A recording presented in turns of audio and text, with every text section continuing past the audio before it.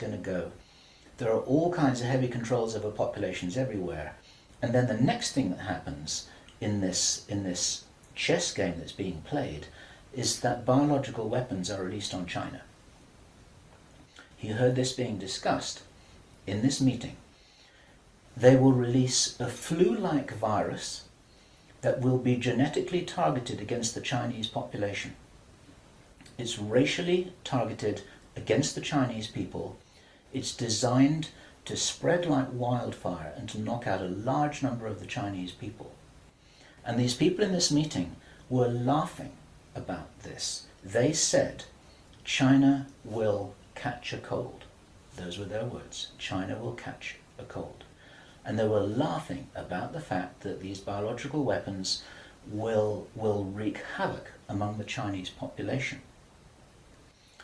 And after that, then what effectively will be a kind of plague will actually spread right across the world to the West as well.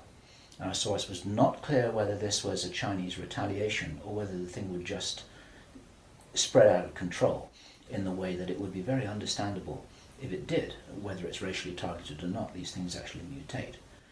So now you've got a situation where there's been a limited nuclear war in the Middle East. There's a pandemic that really is sweeping across the world and really is killing people very visibly. And you've got this totalitarian military lockdown in all the governments in the Western world because everyone's going to be in panic about all of this. And then, he said, then the real war starts. Something that would be justifiably called the Third World War with a much more major nuclear exchange. And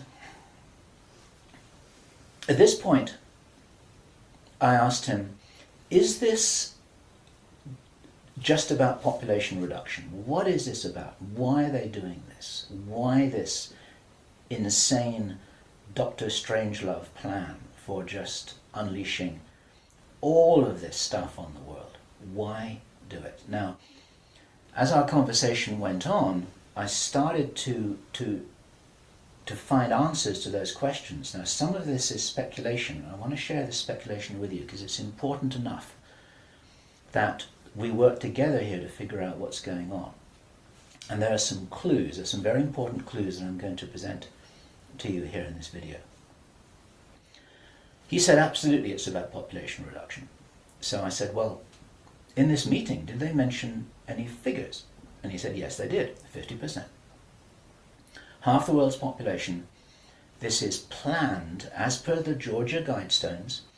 For those of you who don't know what the Georgia Guidestones are, it's a stone monument in Georgia in America that was erected anonymously a number of years ago. It's in 8 languages and it's like an Illuminati manifesto for a new world, as it were. And just hold that thought about this being a manifesto for a new world. This is an important concept here in what I'm presenting.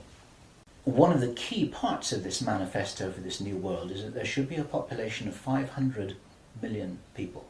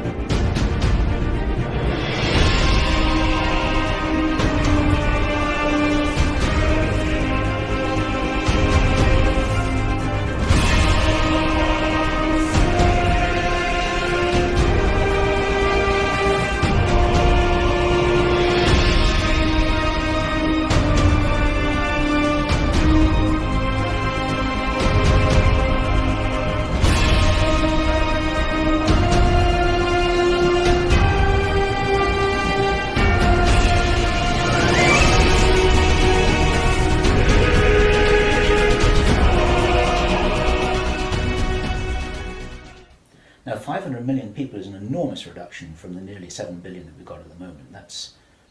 that's pretty much 95% of people who would no longer be on this planet. And 50% is a step towards that. And there's a reason why they're doing all of this. There's a reason why they're in a hurry. There's a reason for this insanity. And when he was explaining this, then he said that they have a name for this plan. This project has got a name. And I said, well, what is this name? He said, it is called the Anglo-Saxon Mission. The Anglo-Saxon Mission. Now, I'd heard that before. It was something historical, I think, to do with the Crusades quite a long time ago.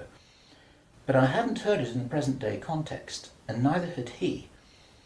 And later on, as he continued to tell his story, I began to understand what I thought this might be about. Hence the title of this video, and the reason why I want to share this information with you, because we need to work together to figure out what's going on here. It's extremely important to understand. There's a plan, I believe, that Hitler would be proud of, which is so evil, it's so Machiavellian, it's so hard to face up to, it's so unbelievable, that I need to put it on the table for you so that you can consider whether or not this might be a possibility. The plans that I've been describing are definitely a possibility because he heard them with his own ears in this meeting. Everything I've described up until now, up to and including a major outbreak of hostilities after the limited war. So the sequence is as follows. The planned sequence is as follows. Israel attacks Iran, then there's a ceasefire, then during which time there is heavy governmental military controls over populations in all Western countries. Then China is attacked by a biological weapon. It's a flu-like disease that spreads like wildfire. This goes all over the world, and then they have a major Third World War. And then, by this time, 50% of the population will be destroyed. And not only because of the war or the plague, but because, as many of you watching this will understand, the infrastructure goes down in situations like this. There's no food in the supermarkets, there's no gas in the pumps, the telecommunication goes down, there may not even be water coming out of the taps. People are kind of thrown back into a Victorian era without the facilities to handle this, because most people don't have their vegetable gardens, they don't have their horse and cart, they're not able to survive in the way that we used to be able to. We're very, very vulnerable in our technological advancement. We're extremely vulnerable, and of course the controllers know this. At this stage, our source was speculating about why are they in a hurry? Why do they want to do this? And there's a sort of heavy irony here, which is like, I was saying, well, if you're going to plan the Third World War, then why not take your time over it and get it right and do a really good job? You can, this could be in 20 years' time or 30 years' time, it doesn't really matter. Why is there in such a rush? And our source said that he felt, from inside information that he's continued to receive, that this is still timed for something around 18 months from now. And that puts it around about the middle of 2011. He doesn't know this for sure because these events aren't calendar driven. They're actually event sequence driven. In other words, this has got to happen before that happens, and then after that the next thing can happen, then after that the next thing can happen. So a whole lot of things have got to be in place before all the dominoes fall over, so to speak. And they seem to be behind schedule in some of this. There are some planned events that definitely haven't happened. One of the things which I remembered when I was hearing this story was that our source, Henry Deacon, and many of you who've watched Project Camelot videos and read their reports for the last 3 years will know that when we met Henry Deacon in 2006, he said that in his own inside information was that there would be a war against China in 2008. Now that didn't happen. And all this time, at that time it didn't make any sense, and even now it didn't make any sense. It's like, well, all right, but why do this? Why do this? Why do this? Now, this was his answer. And our source is a pretty smart guy. He's been in the military. It's a totally different story that he didn't debrief in our audio transcript, which you have the opportunity to read, but he's had his own ET experiences in the military. He's got his own sources of information about some of the background for this. He says that he's as sure as he can be that the people who are calling the shots in the world, you can call them the Illuminati, the controllers, the cabal, whatever name you have for them, they believe that there is going to be what he called a geophysical event, a major geophysical event. He says that the best information that he's got is that the insiders believe that this is going to happen, or they are concerned that this is going to happen. And many of you watching this will know that this isn't a completely crazy idea. There have been trillions of dollars that have been spent on deep underground bases for some reason which we don't know why it is. You'll know about the seed bank in Svalbard. This is in the public domain, where all the seeds of all the plants and all the crops in the world have been buried deep inside a granite vault in northern Norway. There are many precautions being taken as if something might happen that could really threaten some of these valuable resources, including the seed banks of the world. Now, if there were to be a major emergency like that, something that would actually make a war look very inconsequential, the thing that will help the human race to survive it, or will help parts of the human race to survive it, is if there is already emergency preparedness in place before it happens.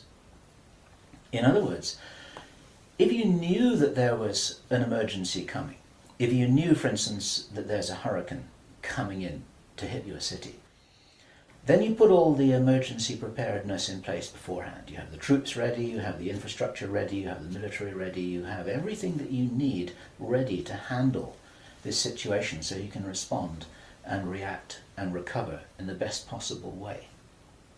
Our source suggests that the reason for this whole Third World War scenario is that then the Western governments, with the Chinese out of the way, will be in a state of such totalitarian control of their own population that they will be best equipped to recover and rebuild the new world after a cataclysm. And he thinks that this is what's happening. And I have to tell you that this terrible logic makes sense to me, that they would think that way. I'm not for a moment agreeing that this will happen. I think this is wild, crazy stuff, but if they believe that it's going to happen, then this could be their justification for this kind of plan that we've heard about is really being discussed.